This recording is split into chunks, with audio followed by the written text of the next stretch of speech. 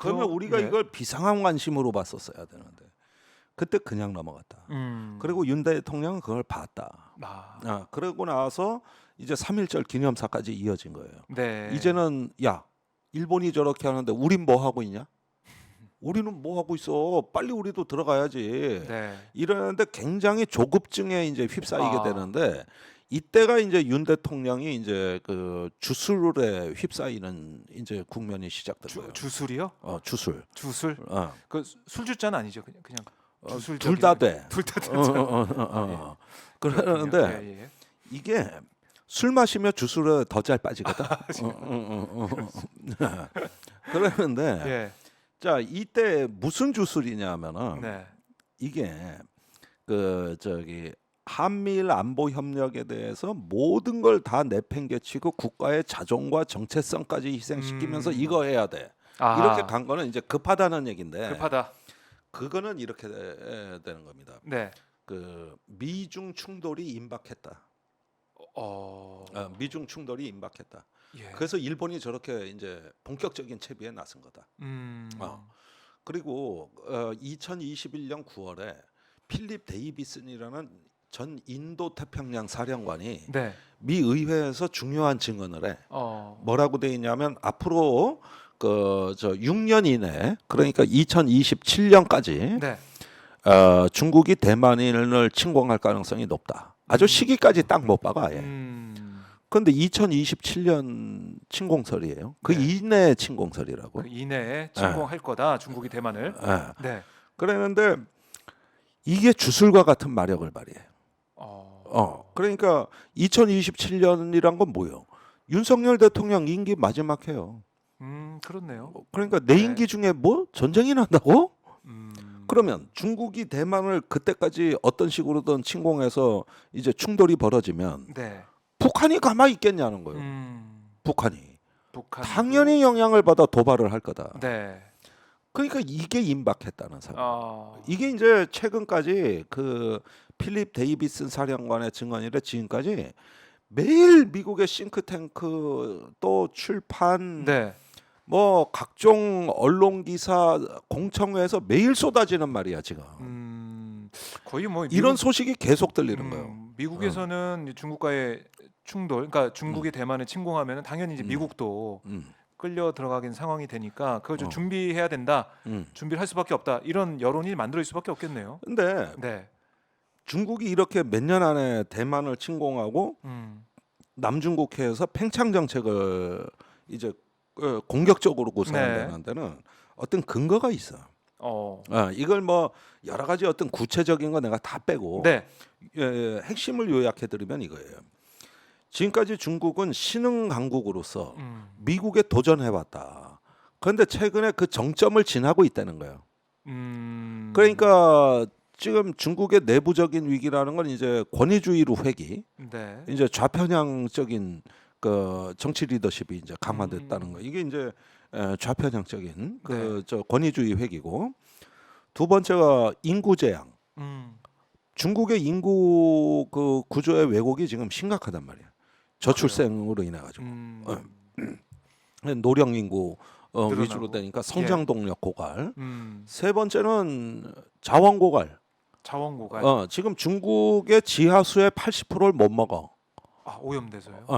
그리고 농업용수로도 못 쓰고 공업용수로도 못 써. 그 심각하네. 정도로 오염이 심해. 네. 그리고 매년 그 뭐 한 230만 에이커의 땅이 사막화되고 있어.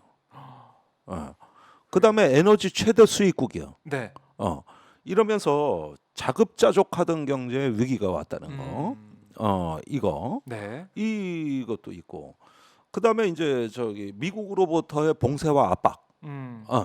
이런 걸로 하니까 지금 기술 도약이 좌절될 위기에 처했어요. 지금 뭐 반도체나 뭐 다른 첨단 기술 미국이 이제 막고 있으니까. 지금 그 중국이 사실은 미국을 앞서는 몇몇 분야가 있습니다. 네. 통신 분야. 통신 이건 뭐 분야. 미국이 도저히 못 따라가요. 그래요.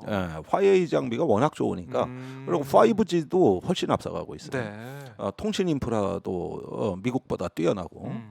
이걸로 이제 그 디지털 실크로드라고 중동 아프리카에 진출하는 게 주로 이 저 통신 인프라를 네. 깔아주는 방식이요. 그다음에 저기 인공지능 분야도 거의 미국에 버금간다고. 중국의 인공지능은 미국보다 굉장히 유리한 위치에 있어. 왜요? 데이터가 풍부하니까. 하... 미국은 개인정보보호법 때문에 그 수집하기가 수집하기가 쉽지 곤란한데. 않은 게 아, 있는데 근데 중국은 그런 게 없고 국가 주도로 이제 다 또 해버리니까. 인구가 많어. 인구가 어. 그 점도 있겠네요. 그러니까 지금 저기 미국이 중국의 틱톡 금지법을 통과시켰잖아요. 네. 이제 틱톡을 퇴출시키겠다는 이유도 어떻게 보면은 데이터 뺏기는 거야.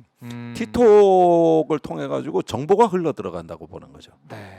그러니까 이게 이제 중국이 거의 따라잡은 거예요.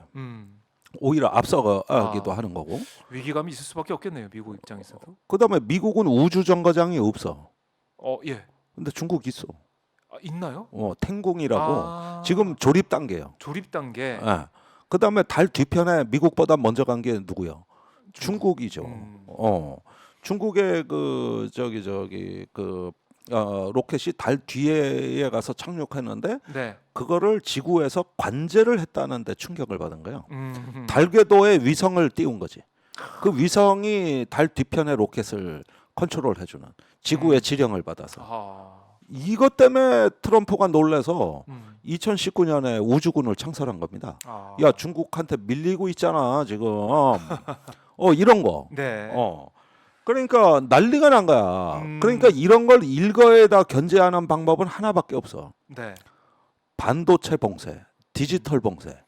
더 이상 중국이 첨단 기술을 발전시킬 수 없게. 첨단 기술의 쌀은 반도체거든. 반도체가 다 들어가잖아. 그럼요. 들어갈 그리고 수밖에 군사 현대화도 반도체. 반도체죠. 그래가지고 이제 디지털 봉쇄가 들어갔다. 그거 이제 한국이 개피볶게 생긴 거고 지금.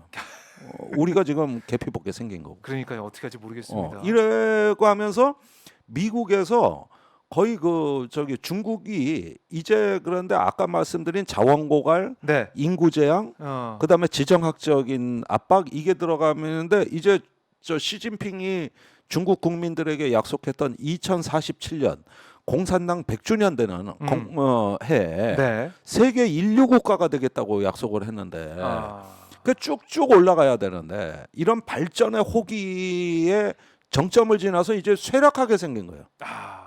그러면은 지금이 제일 유리하기 때문에 더 불리해지기 전에 이제 그 기회의 창문이 덧치기 전에 이제 침공을 해야 된다. 그게 그래요. 이제 단기간 내 네. 미중 충돌 불가피론에 놓은 것 같아요. 일리가 있네요. 지금 상태로 적기다. 더 방치되면 네. 계속 이제 중국 경제 이제 불황 침체로 가고 예. 그러면서 이제 기술적인 성장이 지체되고 네. 이러면은 중국이 영영 기회를 잃으니까 그렇게 가기 전에 뒤집어 엎자, 쳐야 된다. 판을 깨자. 예. 중국이 이렇게 생각한다는 거지. 예. 그래서 결국에는 미국 입장에서도 이제 급한 거죠. 네. 발등에 불이 떨어진 거고. 예. 우리도 그러면 거기에 이제 보조에 맞춰서 갈 수밖에 없는 상황인가. 그러니까 한국에 대해서도 거의 아주 폭력적으로 이 반도체 배터리 전기차 모조리 다 그냥 중국에서 철수하라는 거 아닙니까? 네. 그리고 미국으로 들어와라. 그리고 들어와라. 미국에 와서 번 돈 다 개원하고 75%. 그다음에 기술 초과이익 내고. 공정의 그 기술 공개하고 이렇게 하라 그러는데 이제 이렇게 하려 그러니까 한국이 반발할 거 아니야.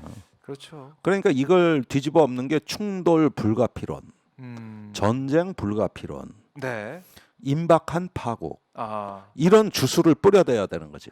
그래야 한국이 두려워하면서 미국에 의존하게 되는 거고, 또 공포에 떨며 네. 미국에 양보하게 되는 거고 이렇게 되는 건데 윤 대통령과 이 용산의 사고 방식은 뭐냐면 야, 곧 전쟁 난대.